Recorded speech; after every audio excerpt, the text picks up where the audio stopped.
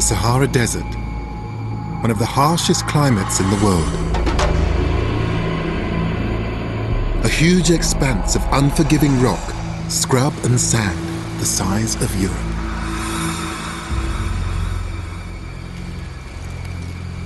To me, it looks like a place of nothingness. But it was from here that a group of desert nomads came to transform the northwest corner of Africa into a vast empire that stretched from the Sahara to Spain. What started with one man's mission grew into a kingdom which lasted for centuries. Its rulers generated tremendous wealth, created great architecture, and promoted sophisticated ideas in an ordered society. They were called the Berber, and they changed this part of Africa forever. We know less about Africa's past than almost anywhere else on Earth. But the scarcity of written records doesn't mean Africa lacks history. It's found in artifacts, culture, and the traditions of the people. In this series, I'm exploring some of the richest and most vibrant histories in the world. I'm here in Morocco to explore how a small collection of Berber nomads created a vast kingdom out of nothing, and how the very forces that created that kingdom ultimately helped to destroy it.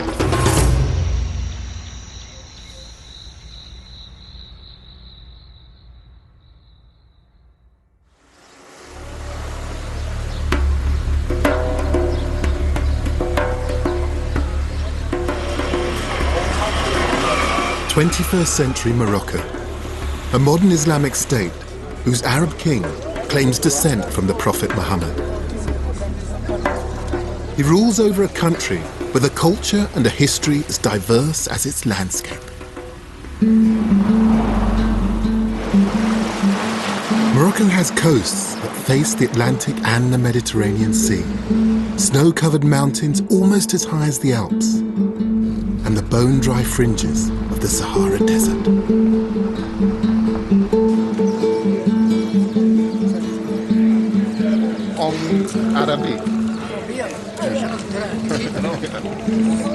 The dominant languages spoken here now are from Arabia and Europe. But nearly half the population still speak Berber, the language of the indigenous Africans.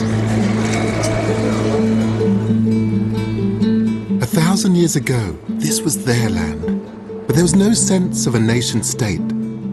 Instead, on either side of the Atlas Mountains lived small, independent Berber clans of farmers, traders, and nomads. These people were Muslim, but they maintained their traditional Berber customs, and they didn't always follow Islam to the letter of the law.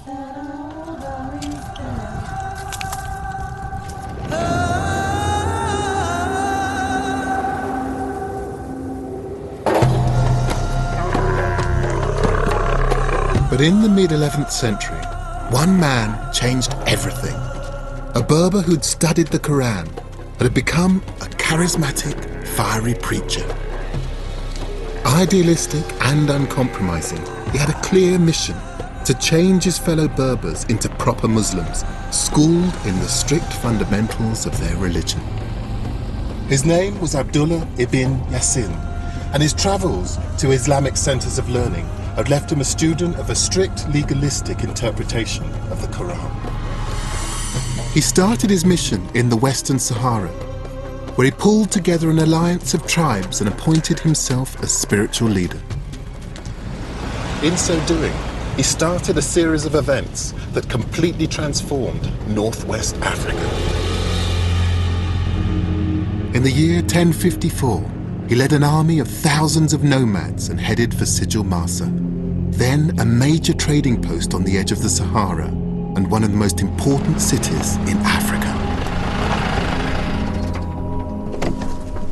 Ibn Yassin and his followers were called Almoravids, from a phrase meaning those bound together in the cause of God. They were determined to bind everyone to the cause. They had one simple mission: jihad.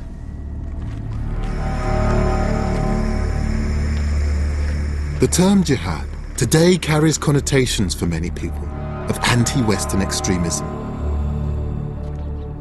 But Ibn Yassin's holy war, his struggle to uphold a true understanding of Islam, was aimed at his fellow Muslim Berbers.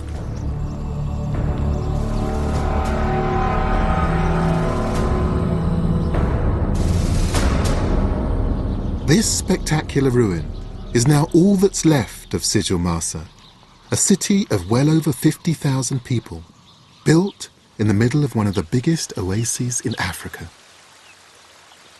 Now a quiet and tranquil backwater, the date palms and irrigated fields hide clues to a much bigger and more significant past. And it's on a shingle bank, at the heart of the oasis, where the ruins of the mud-built city lie. The taking of Sijil Masa would be the first major building block of an Almoravid kingdom. So what attracted Ibn Yassin here? The wealth of the city. This city was very prosperous. In fact, it was the commercial hub of Morocco, a huge city in a huge oasis. Dr. Eric Ross has been involved in some of the recent archaeological studies here that have confirmed why this was such an important prize for Ibn Yassin. I call it the Casablanca of 1,000 years ago. Yes. Because Morocco wasn't looking to Europe or the Atlantic, it was looking across the Sahara. The Sahara was wide open to trade. So there were goods coming from all over the region and they were being traded and exchanged here? Yes. And what sorts of things are being traded here? Cloth, manuscripts and books, horses also. The most important was the gold, trading mostly south across the Sahara. Places like Mali and Senegal today were producing especially golds. So the gold was the main part of the wealth of the city. We know gold coins were minted here, they were stamped here, and they were exported. And mostly they were exported eastward to Egypt, Iraq, Central Asia, and they ended up in places like India. Wow. So they're trading tendrils, they'd stretch all the way from West Africa as far as South Asia. Yes, absolutely. It's a trading powerhouse. Yes, it is. And the envy of empires across the continent. They all tried to take it, and the Almoravids succeeded in doing that. Once they had Sijil Masa under their control, the Almoravids set about securing the source of the city's gold trade. They crossed 1,000 miles back to the opposite side of the Sahara and seized the trading town of Oudakhost. By controlling the supply of gold across the desert, they had a virtual monopoly on this, the most lucrative of trades. With a considerably strengthened army of weapons and camels taken from Sijil Masa, the Almoravids now had what they needed to carry their jihad beyond the Sahara. But they couldn't have done any of this without another important resource, the key to life itself. Water sustains everything in this harsh climate, and the Berbers had the know-how to find and to move it under the desert. These are Qattara. They're part of an ancient Berber irrigation system. And you see these mounds stretching out across this landscape.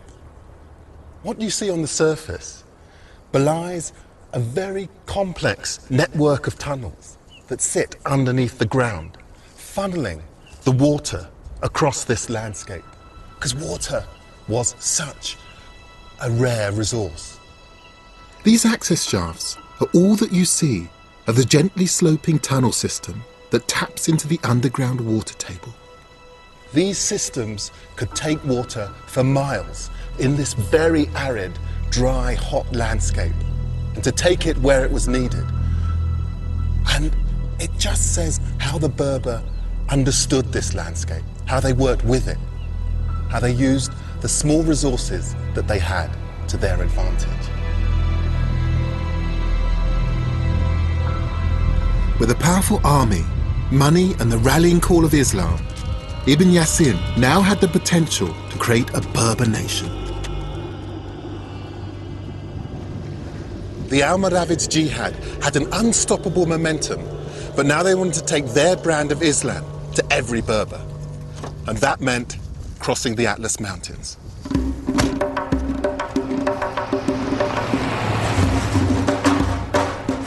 The high Atlas Mountains rise to over 13,500 feet, and they form a natural divide between the desert and the more fertile and populous lands on the other side. But these were dangerous times, and this was a perilous area to be traveling through.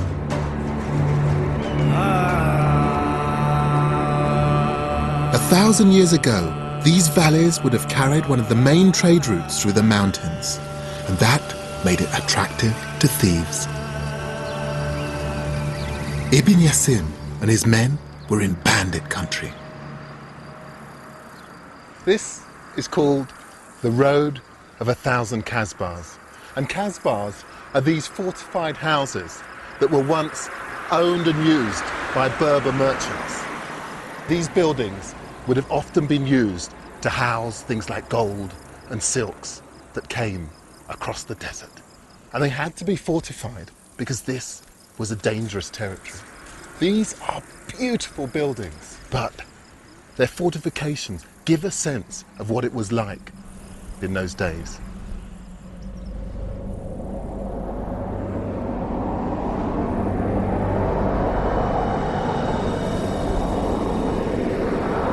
The Almoravid army traversed this hostile environment with 400 horsemen, 800 cameleers, and 2,000 foot soldiers. It was a treacherous journey in an alien landscape. 1,000 years ago, when Ibn Yassin and his army came up these passes to cross these mountains, they were entering completely new territory. They were desert warriors, and these mountains and everything beyond was a completely different environment to them. But they had a clear goal. To the northwest of the mountains lived the tribes of Berbers that the Almoravids considered to be heretics. In 1058, the first people to feel the force of Ibn Yassin's army were the rulers of Agmat, a small city nestling in a lush valley on the north side of the mountains. Agmat became the new headquarters from where the army took their jihad to the tribes nearby. But it's been difficult for historians to uncover what life was like in Agmat at the time, for one simple reason. No one knew where ancient Agmat was. It was thought to be a lost city, but actually it was right here, beneath our feet. The dig has revealed only a small portion of the city so far, but this hammam, or bathhouse, is one of the most substantial and important finds. These remains illustrate the scale of the settlement here and show just how expertly they understood how to use water as a foundation of civic society. L'eau est une richesse très importante dans la région. Abdullah Fili has been slowly unearthing the remains of the buildings here since the dig first started. Au-delà de l'utilisation de l'eau dans les bâtiments publics comme le hammam, la mosquée, le palais, etc., nous avons également l'utilisation d'eau dans l'irrigation, on répartit l'eau selon deux composantes. La première composante, c'est les bâtiments publics et les bâtiments privés, les maisons, etc. Et puis après, les 3 autres jours, c'est pour l'irrigation des champs. Remarkably, this entire building, which dates from the time of the Almoravids, more than 1,000 years ago, was excavated almost intact. Et effectivement, on trouve que c'est l'un des plus anciens hammams au Maroc. Après celui, il représente donc l'un des plus grands hammams de l'Occident musulman. Et ça permet effectivement d'avoir un chef-d'œuvre architectural extrêmement important. C'est énorme comme hammam. Il fait pour le moment 500 mètres carrés, ce qui est exceptionnel pour un hammam parce que ça demande justement une ingéniosité au niveau des techniques de chauffage, au niveau des techniques de l'alimentation en eau. This is absolutely amazing. I'm used to seeing their earth-built buildings, but to see this kind of stone and mortar construction, but also the water engineering, this is real innovation. It's so exciting. There was hot and cold running water. The temperature of the 3 rooms increased the nearer they were to the huge fires that heated the water as it came into the hammam. This was civilized living. C'est pour ça que la question de l'eau est vraiment centrale pour le fonctionnement d'un bâtiment aussi important, car il permet la purification des gens. Les gens viennent ici se purifier, par exemple, 1 fois par semaine, 1 fois toutes les 2 semaines, etc., pour se reposer, parce que le hammam, avec le système de chaleur, ça permet de reposer les corps et aussi parfois les esprits.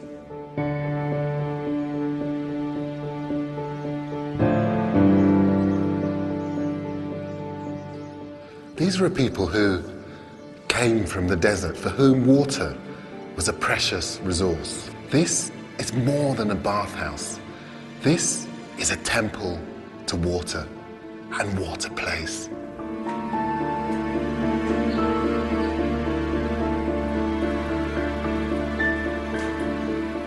The Almoravids were beginning to appreciate city life, but there was a problem. For desert nomads, this city was just in the wrong place. Surrounded by mountains and hills on 3 sides, Agmat was not in a good defensive position. As people most suited to fighting in the open, it made them feel vulnerable. After little more than a decade, the Almoravids looked for a new home, a new base from where they could expand and take on even more territory and infidels. The Almoravids had the desert in their DNA, and they chose a flat, dry, open piece of land around 20 miles from the foothills of the Atlas Mountains. They pitched their tents and named their city after the Berber words, the land of God.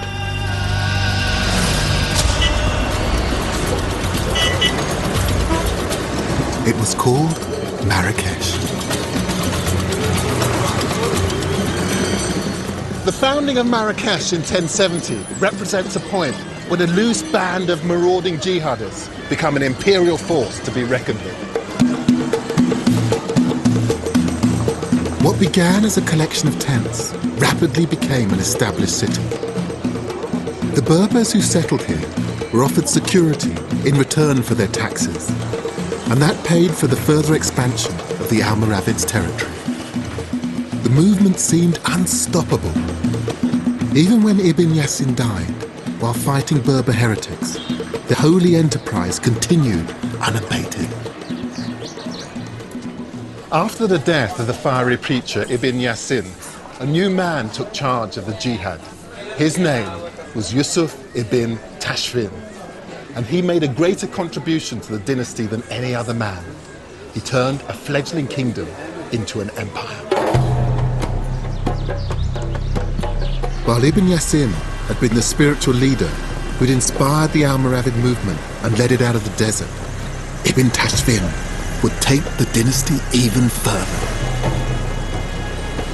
It began with Marrakesh. Katara were dug to supply water to the growing population, and walls were built to surround it. The street that we are, Yes. it was made at this time. This street. And especially the walls we will see, the walls were made at this time. Former Minister of Education, Professor Mohammed Khanidri, knows Ibn Tashfin's city well. What sort of man was Ibn Tashfin? What was he like? Yes, Ibn Tashfin was a very high man, very courageous, and beautiful, handsome. Beautiful, handsome, yes, handsome. And he was especially very curious and very strong man. very strong man and has a big personality. And how did he change Marrakesh? He said that here we'll have a palace, here we'll have a commerce, here we will have an administration. And he make a very good plan, and he began to make construction of that, to realize. Really? Yes, yes. So he built these streets? And yeah, the street was made at this time, just like as you see it now, with the commerce and with the sellers, the seller of everything, vegetables and also spices, and with colors, smells, and many smells, many colors. It was like that since long time, since the 11th century. So wandering around here, you still get a flavour of the days of Ibn Tashfin? Yes, of course, yeah. The walls that Ibn Tashfin commissioned have been rebuilt many times. But one of his original gates, the Bab de Kala, still stands. It's huge, but it's remarkably simple. Yes. The architecture of Almoravid is very simple. The Almoravid came from the Sahara, and they were Muslims. And they have the philosophy of Islam, which is that you have harmony, you have beauty, but simplicity. I love that, the idea of harmony, of beauty, of simplicity, all of those things together in this gate. And every time you pass through here, you're going to remember that. And for those people that felt part of this community, they were tied together by that simple, beautiful philosophy. And I think it's a philosophy of life. But it's something which begins here. That's right.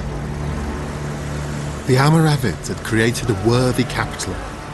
Now they set about establishing an empire.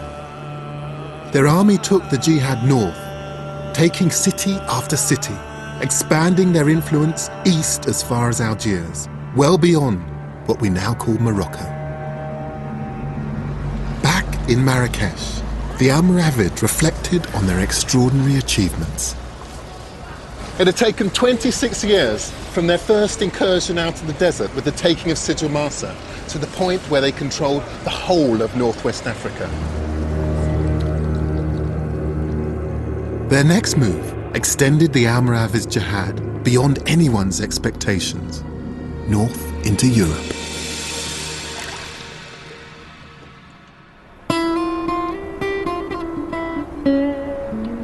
A parallel Islamic world had existed in Spain and Portugal since the early 8th century. It was called Al-Andalus, and it had flourished under the Caliph of Cordoba into a rich civilization of lavish palaces and elegant gardens.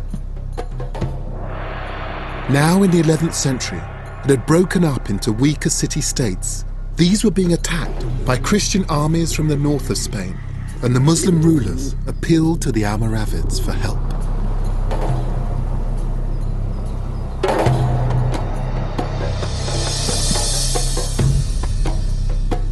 Yusuf ibn Tashfin helped repel the Christians, but he was disgusted at the decadence of the Muslim princes he'd agreed to help. Ibn Tashfin had enough of these party princes and their moaning. He also disliked their lack of dedication to Islam. But he decided he had an obligation to save the souls of their Muslim subjects. And in 1090, he returned in force and deposed their rulers one by one. The Almoravids now ruled over a vast kingdom that reached from the Sahara to Spain and from Africa's Atlantic coast to Algeria. Never before had all this Muslim territory been united under one management. One kingdom, united politically and spiritually. And it was the so-called barbarians of the desert that had done it. The beating heart of the kingdom was Marrakesh.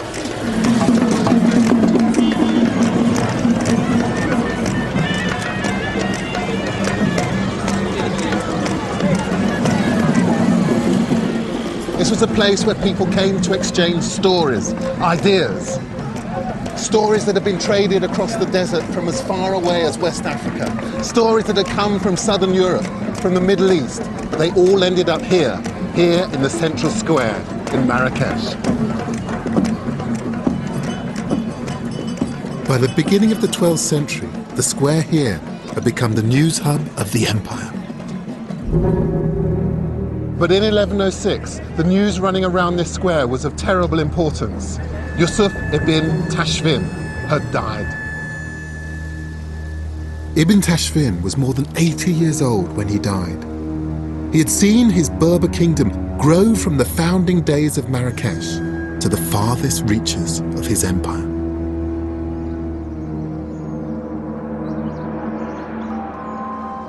But now, the warrior king was dead, and the mantle of ruler of the Almoravids dynasty passed to Ibn Tashfin's 23-year-old son, and a very different era began. One of power and privilege. Ali was the first Almoravid leader not to have known the desert or its hardships. He knew the royal palace and its luxuries. At the time of his father's death, the royal treasury housed 13,000 boxes of silver and 5,400 boxes of minted gold. He was loaded. The new leader worked hard to make Marrakesh even more splendid, and he ordered a new palace to be built. It was part of a beautification plan for the city, which drew heavily on the architectural influences of Andalusia. It was thought that no buildings were left that could show us what Ali's grand vision might have looked like. Then, in 1952, buried under some outbuildings, they found this.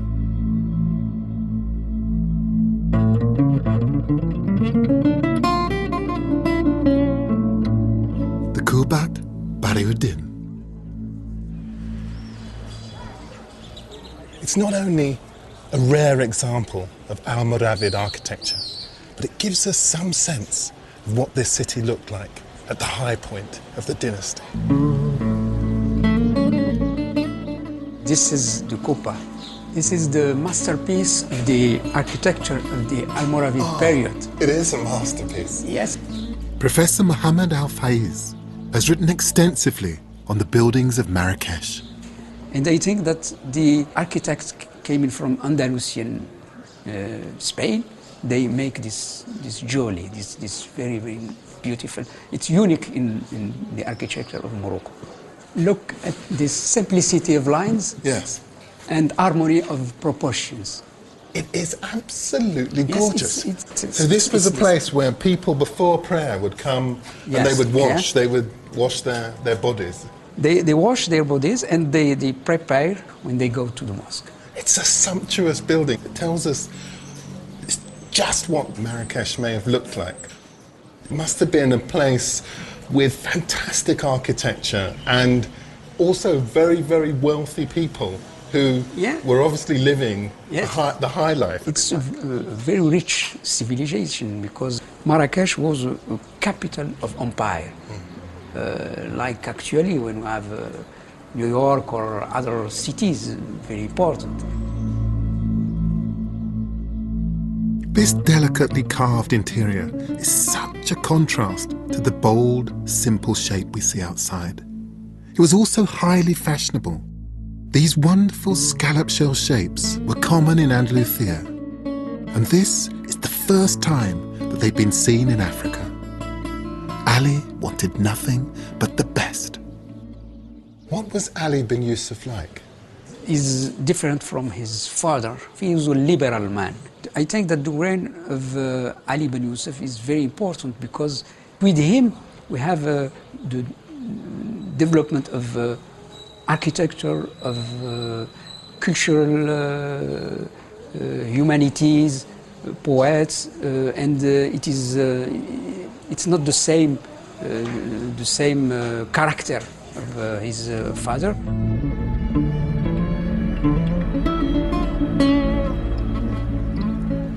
This is a massive architectural statement in the palace grounds, which shows just how far the Almoravids had come since their days as desert warriors bent on holy war.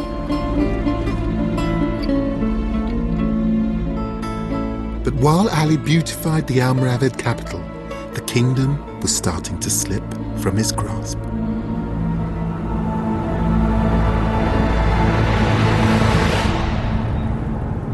Under Ali, the link to the desert tradition was broken, and to some, the Almoravids seemed to be going soft.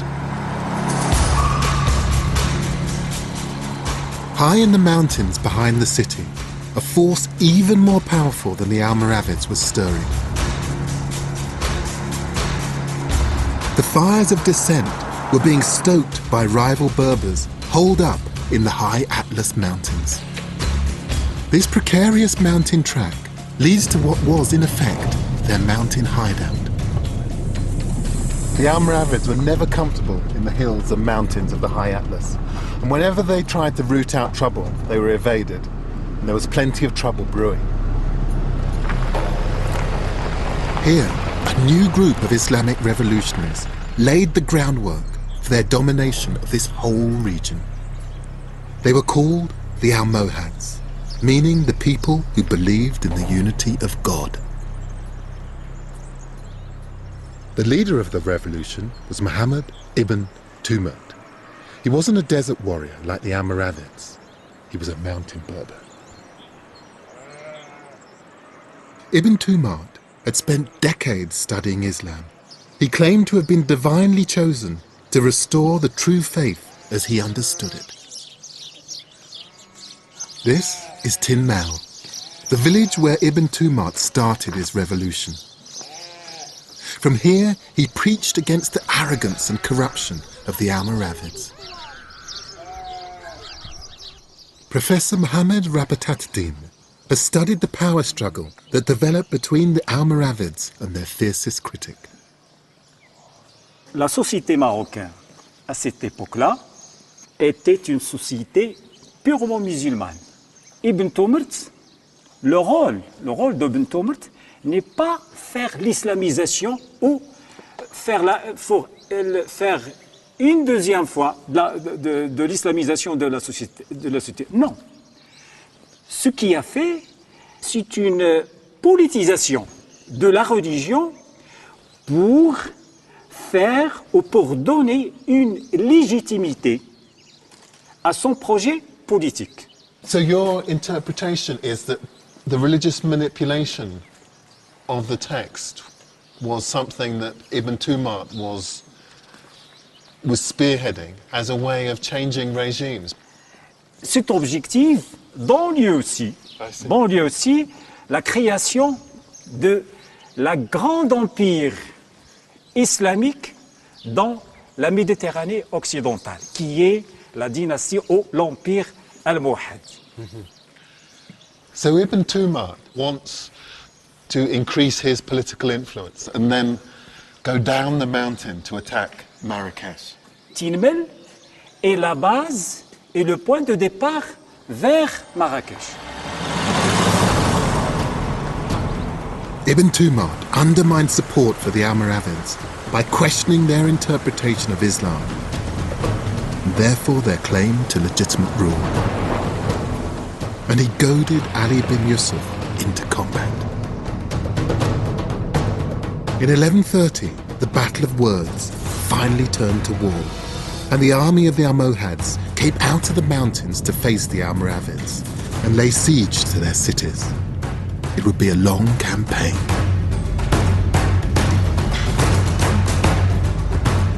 In Marrakech, the city walls were reinforced and rebuilt by the Almoravids in direct response to the Almohad threat. A culture based on nomadic traditions and tents turned in its most desperate moment to huge walls like this to protect themselves. But their ancient belief that walls imprisoned rather than protected proved true as they became increasingly confined to the city.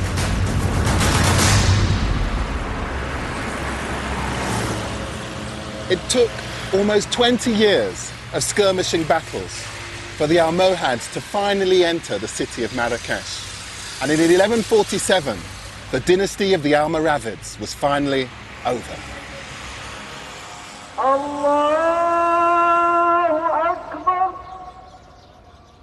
Once inside the city walls, the Almohads wanted to stamp their authority on the city, and they started by replacing the most significant of the Almoravids' buildings.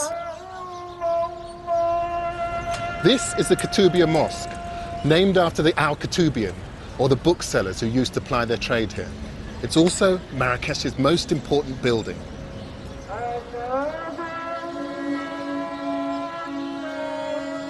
Legend has it that the predecessor to this mosque was torn down by the Almohads because it wasn't correctly aligned with Mecca. In fact, all the mosques in the city were pulled down and replaced on religious grounds. This sent a big, bold message to the people of Marrakesh. They were making it clear that their way and their interpretation of Islam was the correct one. And anyone arriving in the city got a similar message. This is the Bab Agnew, or the Gate of Guinea. It was built by one of Ibn Tumar's successors, Sultan Yaqub el-Mansur, in 1185. It's a beautiful gate, this one, so ornate. This is an Almohad gate, and it's so different. Earlier I just did a quick sketch of the Almoravid gate, and the Almoravid gate is just one of those perfect, very, very simple gates. But this one, so different from the Almoravids, and that modesty. It's so much more sumptuous. Layers upon layers of decoration that have been built up with this beautiful green stone. This is an empire, a kingdom, and is very, very pleased to announce it to everyone who enters the city. Almost everything the Almohads built seemed more substantial, more impressive than that built by their predecessors. And that included the Berber kingdom.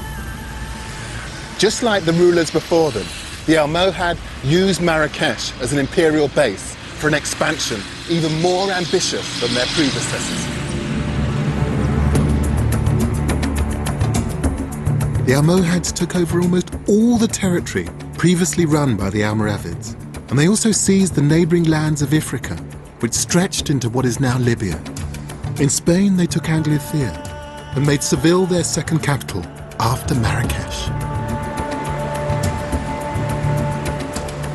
Under the Almohads, the kingdom was to become an even stronger force in the Mediterranean than the Almoravids had been. Bonjour, Monsieur. And their wealth and ideas went hand in hand. Here in the Bank of Maghreb is evidence to show how both dynasties used their currency to spread the word of Islam. This is a gold dinar. Yeah, it's from Sijil Masa, Almoravid dynasty. I see. That's beautiful. With an Arabic inscription right in the center. What does it say on there? ومن يبتغي غير الإسلام دينا فلن يقبل منه وهو في الآخرة من الخاسرين. It shall not be acceptable that anyone takes a faith other than Islam. That's in the center of the coin. So they're actually helping to evangelize. Those coins will circulated of a lot of Mediterranean Sea. We have it in Spain, in Portugal, in London, in Germany, and Holland, and China. Really? Yeah. This was the dollar of its day. Yeah. It's about trade, but it's also taking wherever it goes, religion. Yeah.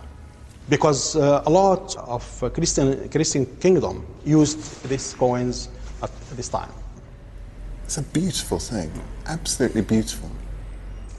The Almoravids' dinar was widely valued. The Almohads wanted to build on its success, but they also wanted to do things differently. They introduced innovations, including a new coin with a square design that proclaimed the ambition of their jihad. So this one is the first round dirham minted by Almohad. It's round, but with a square in the middle. But after this one, so here, well, okay. Now that's square. Yeah. It's square. So they created these circular coins first with the square inscription in the center, and then they reduced them down just to these squares. Technically, in the mint of coins, it's easy to do something with the coins which is square. So these squares were much more efficient to be minted because there was much less wastage from a square sheet of silver. That's correct. And it's amazing that that's just a tiny thin wafer of silver, and yet it represents so much. These four sides were seen as being symbolic of the four sides of the kingdom, of the different directions. Looking eastward, eastward towards India, towards China, looking north up toward Europe, looking south towards the desert, and west towards new opportunities. But this is about an empire expanding.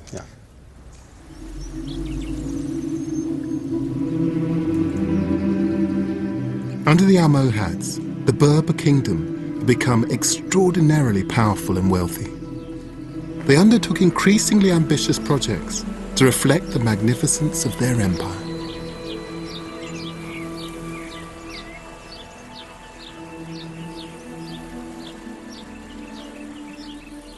These are the Agdal Gardens in the grounds of the Royal Palace in Marrakesh.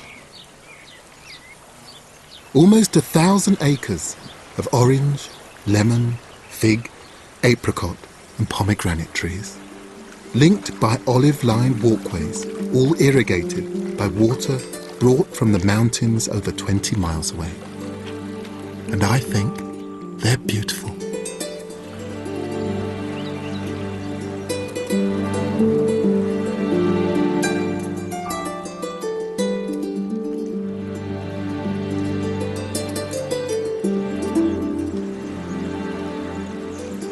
Gorgeous place. This is the Almohad using water in such a luxuriant way. I mean, this setting was meant to be a place in which you could come and reflect on this landscape.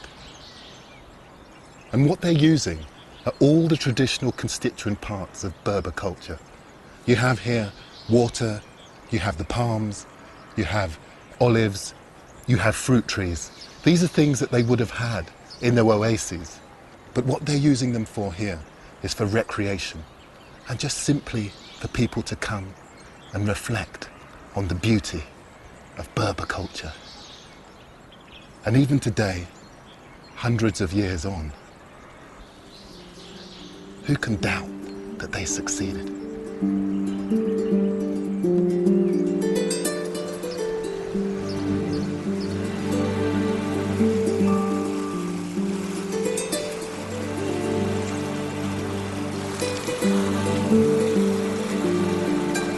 At the end of the 14th century, the Muslim philosopher Ibn Khaldun wrote about the Berber state being just like a garden. Within this garden, the government turned like a wheel. He said that there was no justice without the monarch, no monarch without the army, no army without taxes, no taxes without wealth, and no wealth without justice. Ibn Khaldun's vision of a garden in perfect balance highlighted just how interdependent these elements of government were. Justice was defined by the monarch, who was supported by the army. They were paid for by taxes that were generated by the wealth of its citizens. While all of those things were in place and intimately connected, the wheel could continue to turn.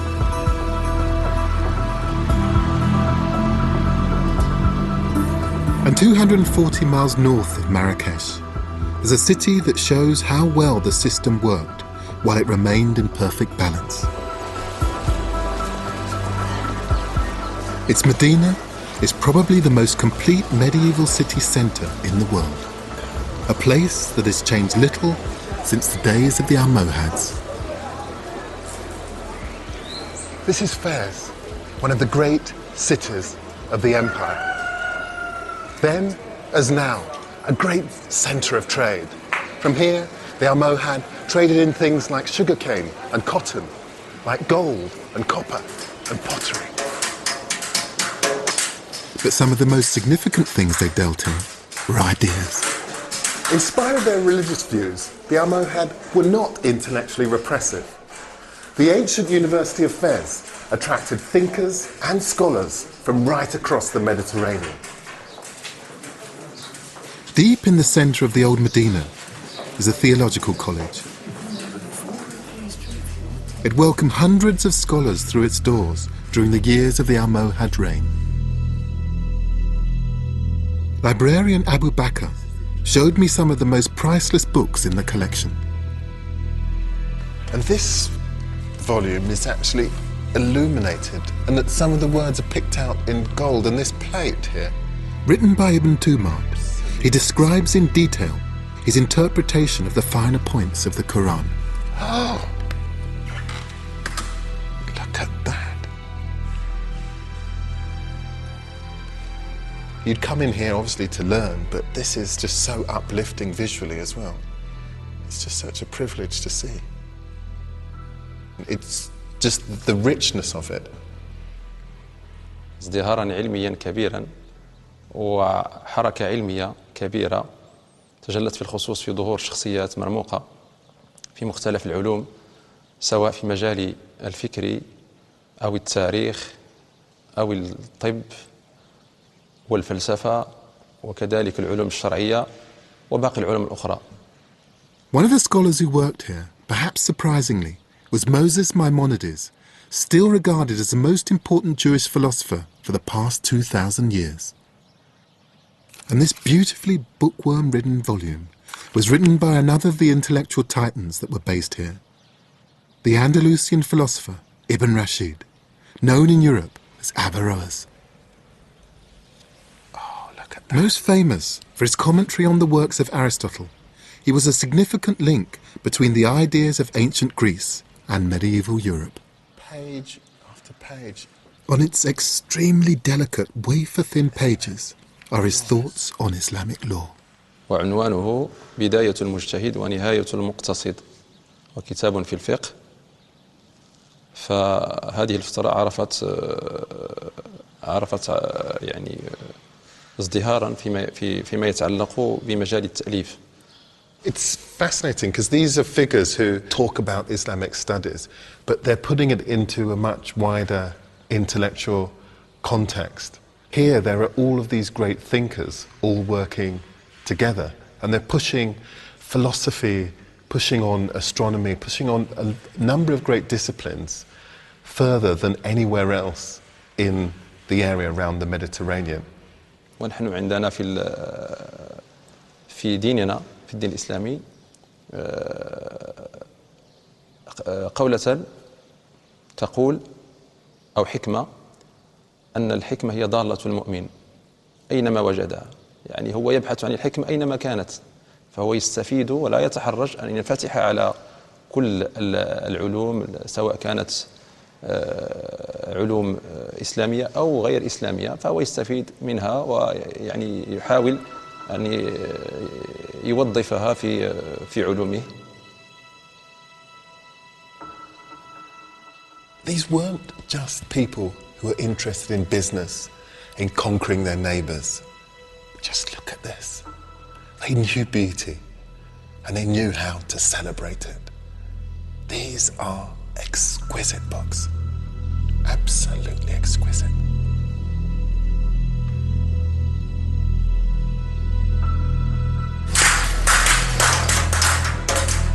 Directly outside the college, the atmosphere is peppered with the almost constant sound of hammering. The Medina is still a place of work. At the height of the Almohad Empire, Fez had 372 mills, 9,082 shops, 47 soap factories, and 188 pottery workshops. This wasn't so much as a market town, as a centre of industry. And in one corner of the Medina is an ancient industry as old as the city itself.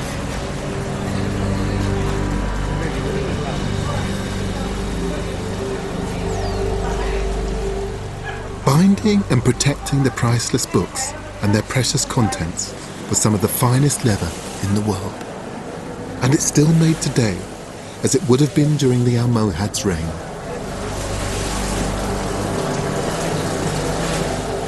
The skins are first scraped free of hair and fat, then soaked in lime bars, before being softened in a mixture of guano and water.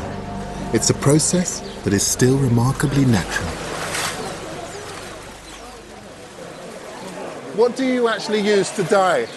This is a herb that you're using to dye it. هذا كيكون حار شويه مجهد. هذا طبيعي غير ديال الشجر. هذا غير ديال الشجر هذا كيطحن وكندير. This is all natural. So this bright pink is a natural substance. So this process literally has remained unchanged for hundreds of years. هذه بلديه ما عندهاش شي تحسن غير هذه الخدمه ديالها هي اللي تبقى. Way before Henry Ford famously created his factory for assembling cars, the Berbers of Fez already had a production line.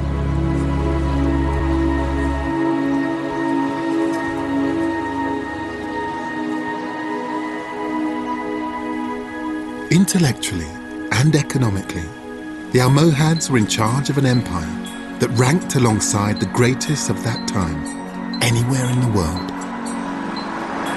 This was the high point of the Berber kingdom, but controlling such a massive realm brought its own problems.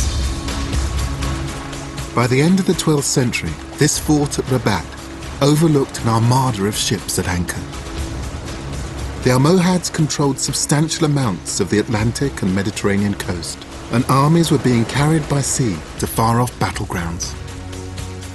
Seaports like Rabat had become crucial, and by the end of the 12th century, the Almohads' greatest ruler, Yaqub el-Mansur, developed the town into his military headquarters.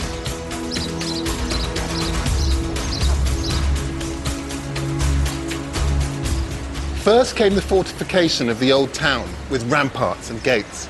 And then, in 1195, something really grand.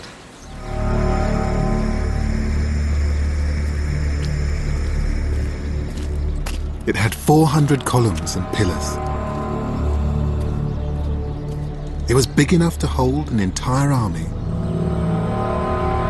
And it would have been the largest mosque in the Islamic West, if not the entire Muslim world. As ambitious as the great Roman architecture of North Africa or the buildings of Mecca, it spoke to their heritage and to God, and it was as permanent a statement as could be made.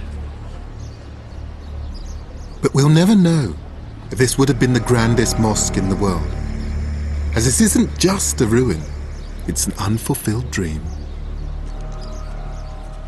The reason why there's no top on the minaret or roof on the prayer hall here is that in 1199, only 4 years after work started, Yaqub el-Mansur died.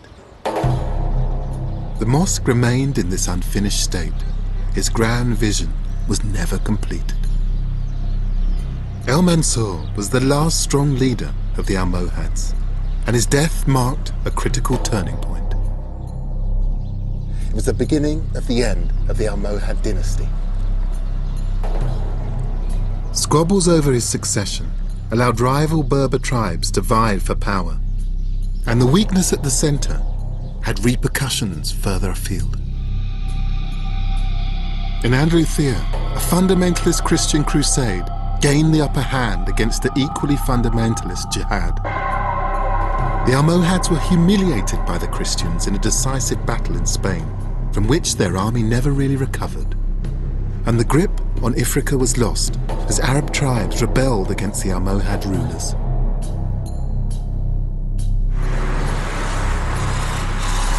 Professor El Faiz has studied the factors that led to the decline of the Almohad's Berber kingdom.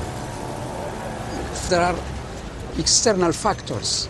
Almohad army facing the Christian army in Spain, they don't succeed. They lost also the control of the Mediterranean Sea. So on every front, things are collapsing in. Economic factors are very important in the explanation of the decline.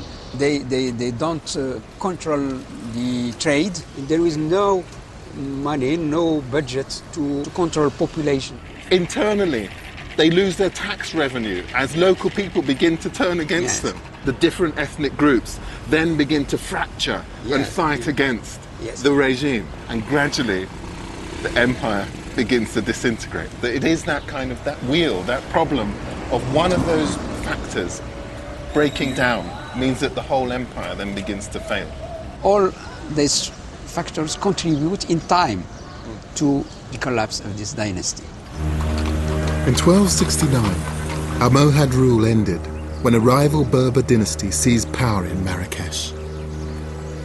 The collapse of the Almohad Empire didn't happen overnight. It happened over decades. But nothing that followed could come even close to what they had achieved. None of the Berber dynasties that succeeded the Almohads was powerful enough to rule North Africa. Attempts to return to the glory days of the Almohads failed.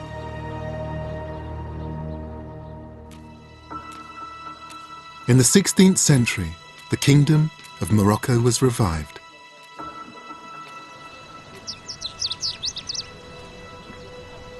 But this vast palace was built by a different dynasty, claiming the right to rule as true interpreters of Islam. And these people saw themselves as Arabic, not Berber. The importance of Islam altered the identity of the kingdom. The same religious zeal that had brought the African Berbers an Islamic empire had ensured that it would be an Arab dynasty claiming direct descent to the Prophet Muhammad that would rule the kingdom that the Berber had created. An Arab dynasty is still in power today.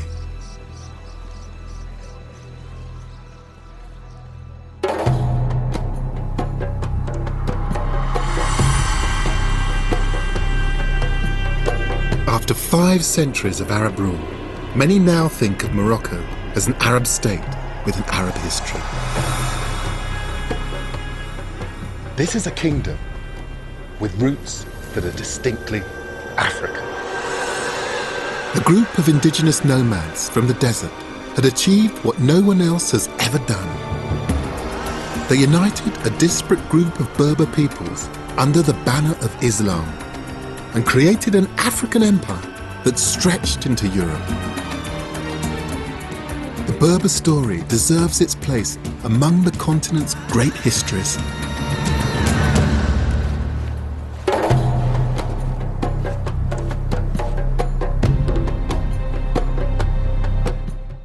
And the last of Lost Kingdoms of Africa is here on BBC4 at the same time next week. Next tonight, a radical take on conservation as Storyville meets the Earth Liberation Front in an Oscar-nominated documentary.